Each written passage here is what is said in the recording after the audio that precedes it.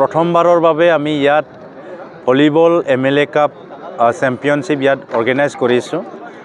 কাৰণ অসমৰ জনপ্ৰিয় মুখ্যমন্ত্ৰী ডক্টৰ হিমন্ত বিশ্ব শৰ্মা ডাঙৰীয়াই আজি আমাৰ প্ৰতিটো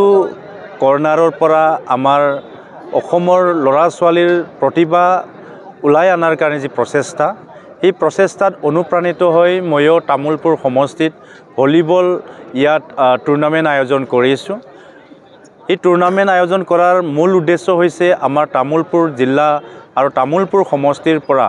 আমাৰ যুৱক যুৱতী যি খেলাত আজি বিভিন্ন ইভেণ্টত ষ্টেট লেভেল বা ৰাষ্ট্ৰীয় পৰ্যায়ত লাগি অংশগ্ৰহণ কৰিছে বিভিন্ন ইভেণ্টত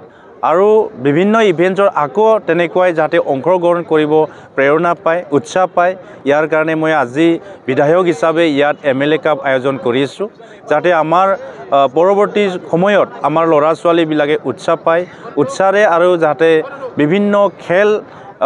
ইয়াত অংশগ্ৰহণ কৰিব পাৰোঁ ইয়াৰ কাৰণে আজি তামুলপুৰ সমষ্টিত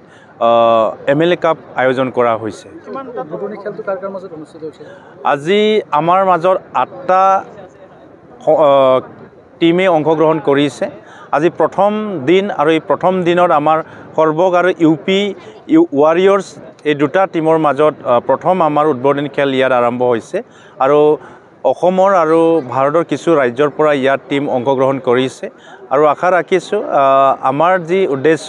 ল'ৰা ছোৱালীক আগুৱাই লৈ যোৱাৰ কাৰণে প্ৰেৰণা দিয়াৰ কাৰণে ইয়াত আমি কিছু হ'লেও সফল হ'ম বুলি আশা ৰাখিছোঁ আৰু তামুলপুৰবাসীক এই খেল উপভোগ কৰাৰ কাৰণে মই অনুৰোধ জনাইছোঁ।